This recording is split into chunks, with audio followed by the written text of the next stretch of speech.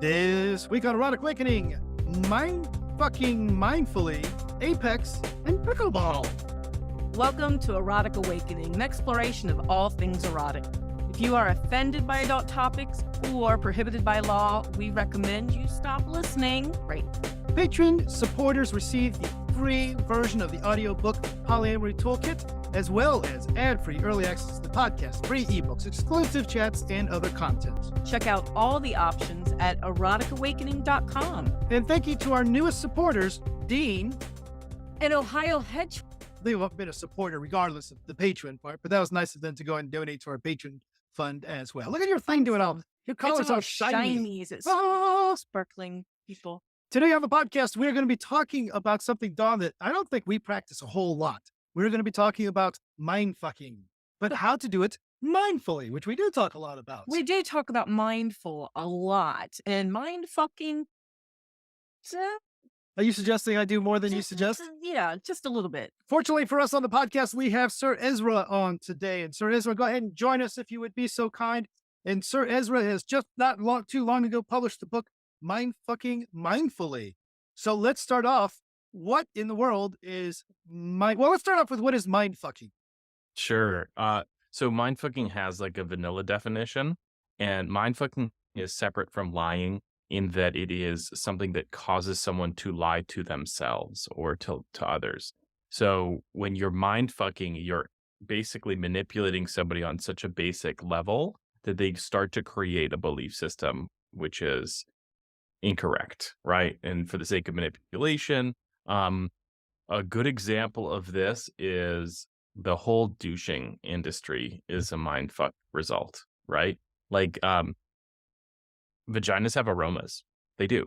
And there's not a problem with that. And in the 50s, they put in this concept, they sort of installed this concept that vaginas should be sterile and odorless, right? And so now there's this whole industry of people who, rinse out their vaginas and affect their pHs in negative ways. And that's some straight up bullshit.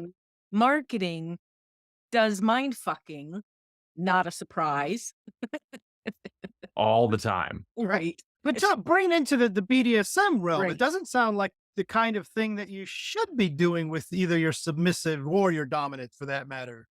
Well, I try not to shoot on people, but so that's vanilla mindfucking, right?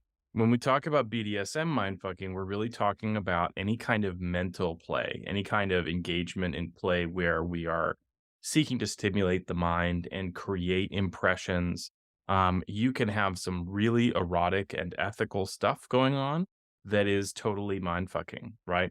So for example, let's say that you want to do some knife play, but I'm not experienced with knife play, and so I don't feel comfortable putting a knife to somebody's skin, right? Okay. I can blindfold you and put a credit card to your skin, right? I've reduced the risk, and I've manipulated you to think that the risk is higher because it's pleasurable to feel that higher risk, right? So for those of us that like fear play, Mm-hmm. mindfucking is essential, right? That's how we can suspend disbelief Mm-hmm. and experience that fear without really being without being in a dangerous situation. So help me understand the difference between fear play and mindfucking in that regard. Like say, for example, I have a bag full of spiders.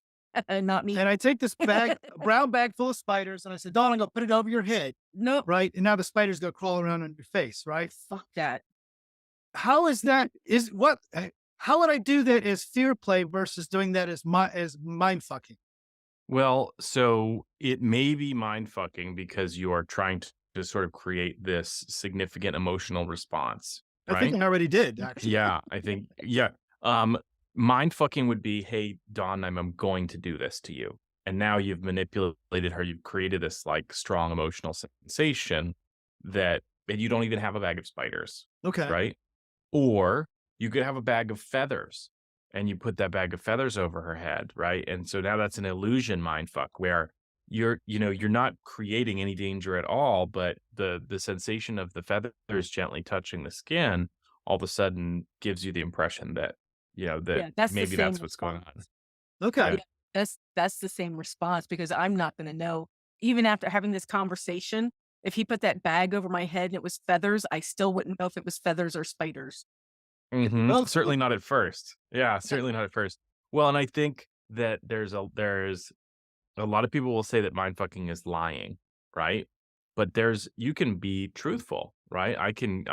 What I like to do in my mind fucking classes is set out a box of donuts, and then I'll write inside the lid, not drugged. And then usually like one guy will come up and eat a donut, right? And then the whole presentation will be like, "You feeling all right?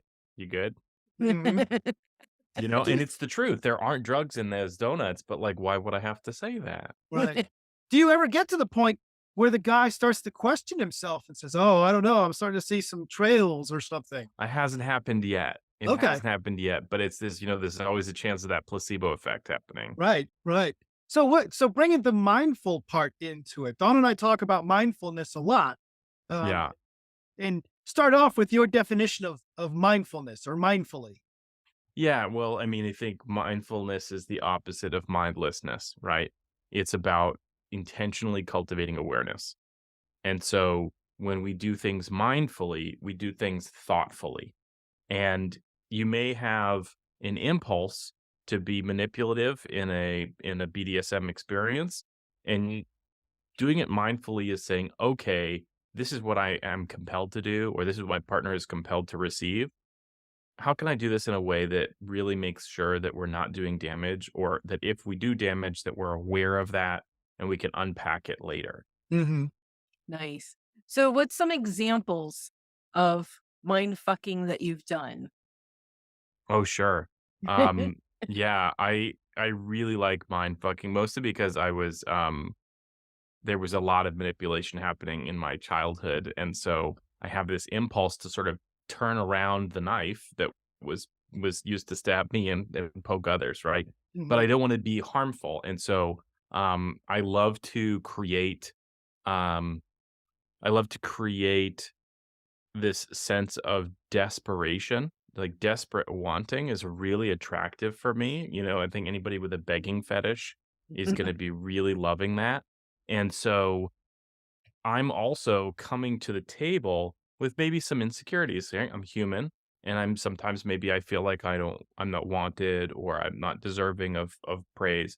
And so I want to create the situation where this person is desperate for for me and for what I have to author and what I have to offer, and they get just absolutely turned on because they're also wanting to be begging and stuff. And so creating these like disparities of like, okay, well, you can't touch yourself for a week before we see each other, right? That's a mind fuck, because now you're thinking about it all the time, Right. and there's like all this building, right? Chastity is definitely a mind fuck. One of my most famous mind fucks was with spider. You mentioned spiders. Um, I live in an area that has black widow spiders, and so I managed to capture a black widow spider without injuring it, and I put it into a jar. And I had the jar on the nightstand, and my partner was deathly afraid of spiders. So I tied them to the bed, and then I put a jar on their belly while they're blindfolded, and I undid the lid. And it's one of these like 2-part lids, right? So you can really hear it come apart, and you hear it go, right? And I said, well, don't move or it'll get out. And she can't contain herself, right? She's so afraid. She's so petrified. She's like shaking and quivering. And of course the jar comes, falls over. And I go, oh, it's going to come out. It's going to come out. And she had the sensation of something crawling around her ribs. And I don't even know how she managed to get off the bed, but she's still tied to the bed and somehow off the bed. And in reality, what I did is I had a second jar that was empty. And so I used the second jar, and then I used just a cracker from my whip to gently graze her with just a piece of thread, and that gave the sensation that there was something dangerous happening. So, Dawn, for our audience, you're sitting here next to me squirming, obviously. And obviously, I don't know if you're terrified or excited. So, what are you feeling? But I'm terrified. Holy shit. And is this something that you would be ghastly opposed to involved in a scene like Oh this? man, I don't know spiders. So other things, yeah, I would be fine. Spiders, I really don't know.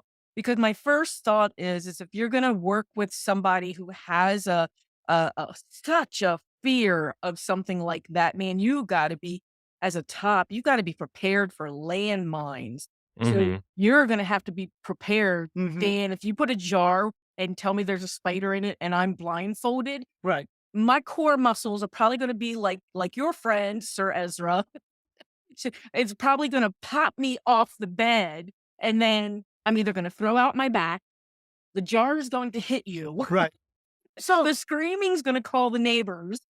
So, Sir Ezra, Yeah. what's the key then to how to have that negotiation and negotiate honorably without giving away the punchline, so to speak, right? Yeah, Like, yeah, you're right you- on it. Yeah.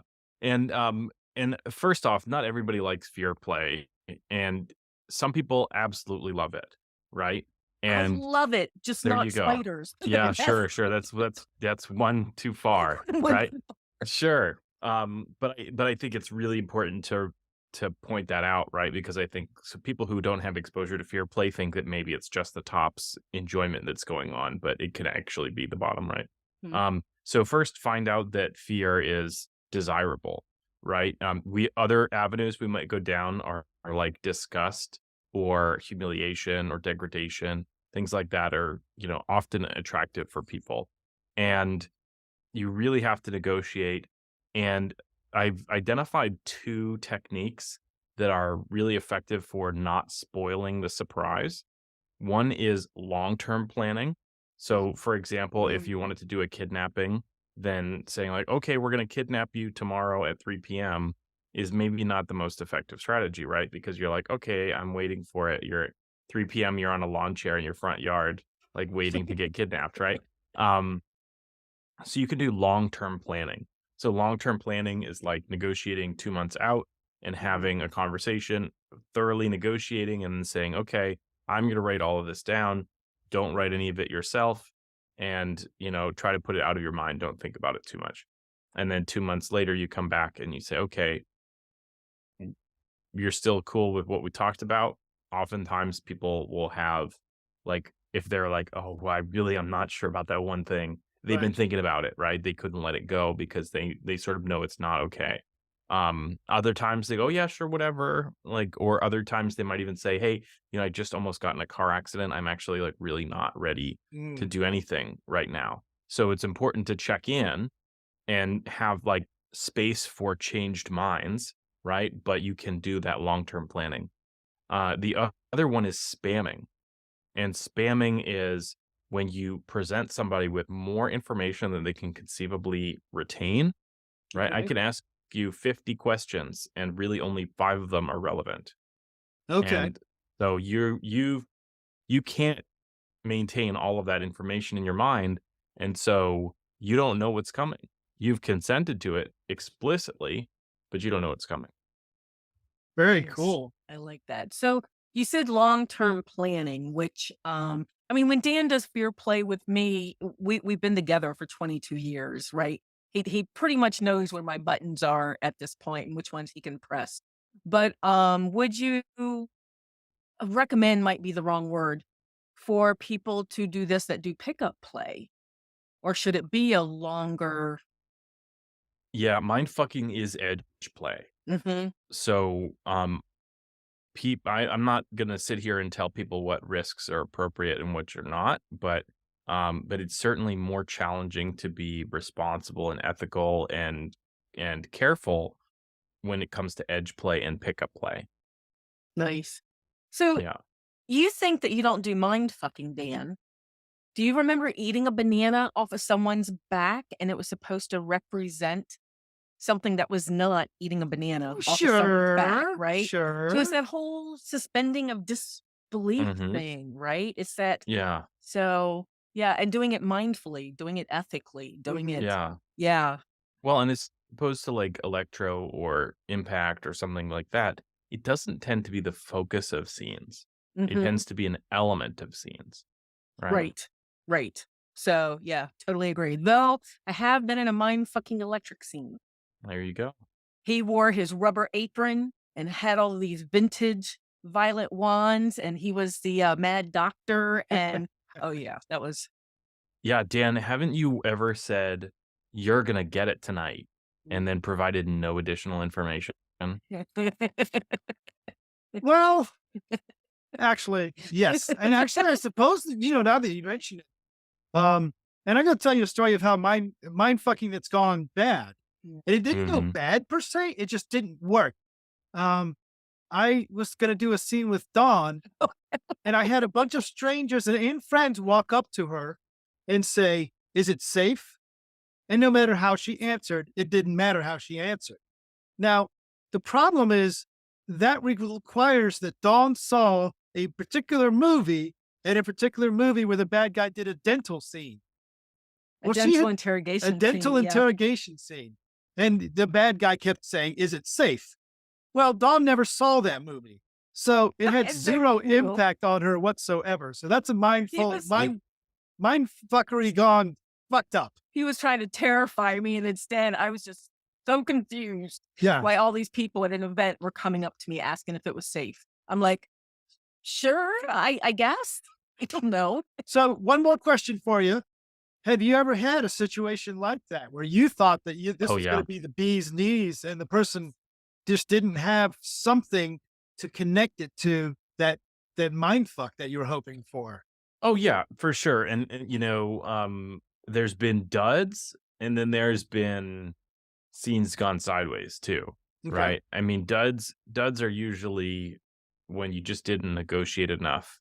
And like I'll do performances, I'll do these like mind fucking classes, and so I'm demonstrating these things, and there'll be times when they just doesn't hit, right? I'm like, oh, you can make them feel grossed out by this, and then they're just like, meh, whatever. Mhm. I had a box that said "not shit" on it, and then they was pudding inside the box, and I had them reach into the box and touch the poo, and then it wasn't poo, it was pudding, right? Right, And right. then I had them pull their hand out, and I licked their finger clean, Oh, and they were so distracted by me sucking on their finger that they like forgot the whole like this is supposed to be poo kind of thing, right? No, they were turned on for the wrong reason. Yeah. And I'll say I'll cop to it, I mean, because I wasn't always a veteran in terms of how much I've studied this, right? You always have to start from somewhere. And I had a partner who allowed me to body shame them, right? As part of a scene, as part of play. And it gave me great pleasure. But what I didn't realize is that it gave them great distress. And then it created these impressions in them that were potentially permanent, right? Mhm. Like, I could say, no, I don't mean that. But after a year of saying something like that, Right. it may not just come off that easy, right? And so they were really ashamed of some anatomy of theirs where I really should have had a better understanding of what the effect of my words were and how it made them feel. And I mean, I could do my best to unpack that, but sometimes there's no getting the feathers back in the pillow. So I very much appreciate your vulnerability in speaking about that. And, the best dominants are the ones that recognize. Let me tell you about when I do scenes that don't work, right? Because once you start to Mhm. hide that kind of stuff, then we question, how well, if you're going to tell me you've never had a scene that didn't work, and I know that there's something going on there. You Yeah. haven't seen a lot, apparently. Yeah. Where can I find the book Mind Fucking Mindfully? Because apparently there's a lot more to it than we're getting to in just this one little tiny podcast. Oh, absolutely. I identified 7 types, and we talked about illusions and asymmetric information, but I think that's all Wow. we've talked about. Yeah. So you can find the book on Amazon as a paperback, as an ebook, or as an audiobook. I did the voice acting myself. I like to say if you fall in love with me after listening to my voice for 2.5 hours, I'm not liable. Um, I also have an option to have the book signed. So if you'd like to do a signed book, it's a great way to support the author. And you can do that at gumroad.com/houseofalgos. Fantastic. If people want to hear more about you, they can head over and check out the Ask Ezra podcast. How else can they get a hold of you? Yeah, you can also visit my website, askezra.info. And then I'm also on social media as Ask Ezra or House of Algos on Twitter, Instagram, Facebook, FetLife, and TikTok. Wonderful. And I'm going to point out for my audience, it is currently November 22nd, and the comment I'm on Twitter might still be true. We're not too sure. Yeah, maybe not for long. Yeah. Hang out uncomfortably with us for just a minute, Dawn. You and I actually, as first off, I do want to mention that if anybody listens to the audiobook Polyamory Toolkit, which you and I did the narrating for, they're probably not going to fall in love with us. No, we put an apology at the beginning that we are not professional voice actors. So there might be a couple of ums or as hard as our audio engineer tried, we are simply, that's not our skill set. Dawn, we can't sit here and talk about how bad of audio actors we are at the moment because we have to get to Montana and Toronto and Detroit and Phoenix. Oh, we got so much stuff lined up. So we're going to have a blast. But how would people even know? Well, they would find out through the Erotic Awakening newsletter, which I try to put out at the beginning of the month, and some other newsletters when we have specials and other things that we want our followers to hear about. But the truth is, Ezra, they don't care about that. They want to get their kick-ass EA shout out like Susie from Florida, Brendan from New York, Sarah from Indiana, Lixa from Texas, Chevelta from Georgia, and Nikki from Massachusetts. So head over to eroticawakening.com and subscribe today. That was kind of like how we did the polyamory. Yes. Yeah. Speaking of which, if you want to go buy the Polyamory Toolkit audiobook, feel free to head over and buy it.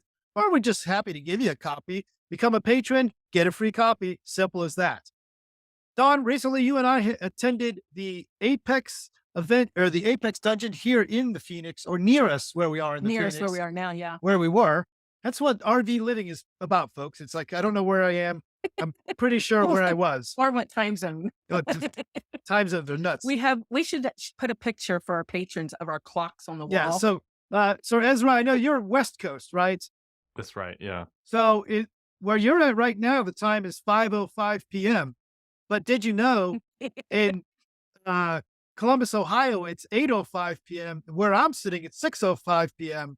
And I have a girlfriend where it's 7:05 p.m. So we have the time zone clocks on the wall. It's not the prettiest artwork we have on the wall, but it is valuable. And you work in East Coast time. I work in East Coast time. And we live in Mountain time. It's crazy. So we never know what time it is. But the point to that being, I don't know.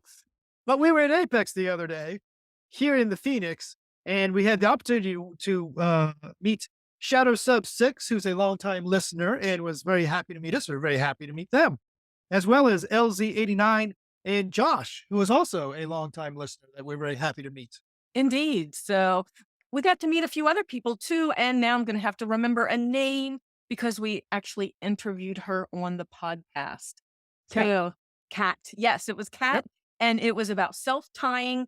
And they invited me to the Hitchin' Bitches in Phoenix, which is the self-tying women's. Oh, very cool. Yeah. So I'm not much into rote, but I think I could do self-tying. That might be fun. That might be a skill that I could learn. And as you know, listeners, if we are in your town, we are more than happy to go break bread with you, like we did with Master Doug and Makari and some friends of theirs. And we had we actually have 2 nice dinners with them. We did. So, one involved the Organ Stop Pizza Place, which is a pizza place. They actually had really good gluten-free pizza, which I enjoyed. And the whole fucking building is an organ.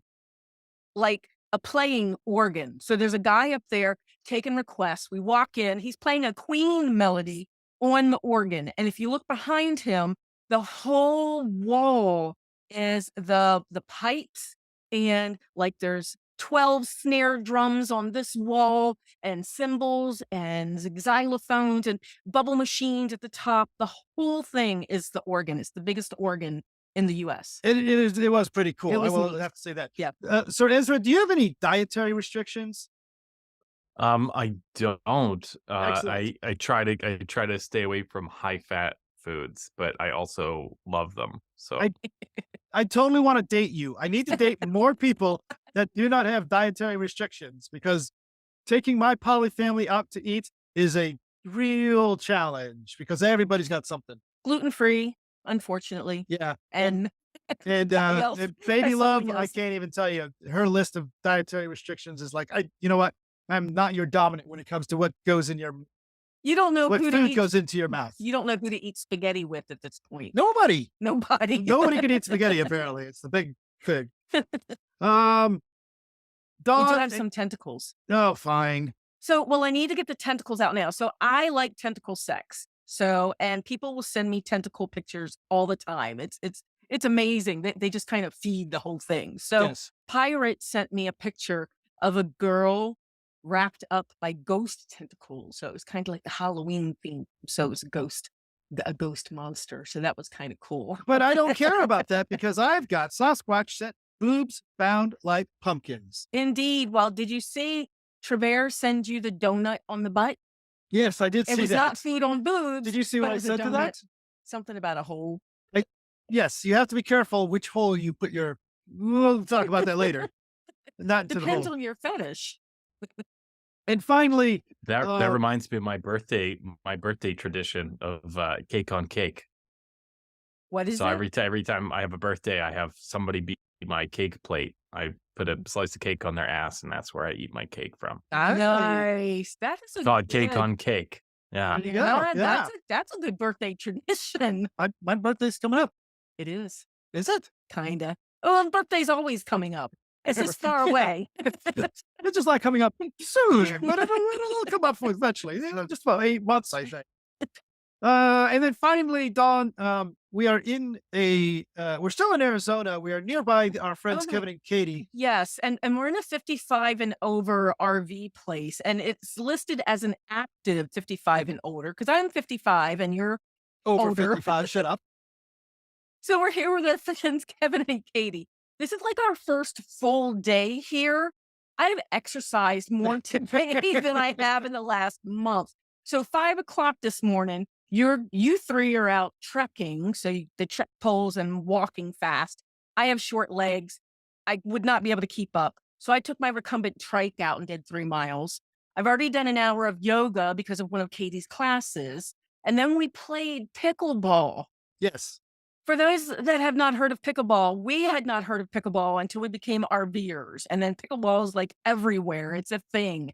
And Have it's you heard kinda of like, pickleball, Sir Ezra? I've heard of it. I haven't played it. Okay. yeah, it's kind of like miniature tennis. It's a good way to put it. Or oversized ping pong. One or the other. It's like in the middle of the two. Yeah.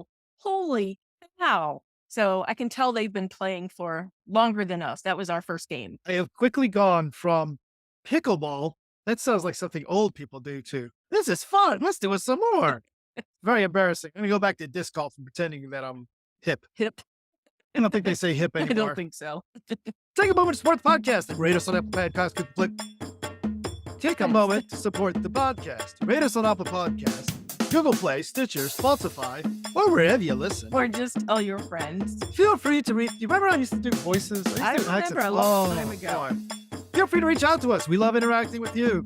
Contact us with questions, podcast comments, or just to say hi. You can find us on Penlight as Dan and Dawn, Or Erotic Awakening on Instagram. or just use the links from the Erotic Awakening website, Facebook, and Discord. Or email us. We have a lot of ways to contact us. We're gonna fix Holy that. cow. Or just email us at dananddawn@awakening.com. Or email us at dananddawn@gmail.com if you're afraid of Erotic Awakening, which I don't know why you're listening to this podcast whatsoever then. Bye, Dan. Bye, Dawn. Bye, Sir Ezra. Bye, Sir Ezra. Bye.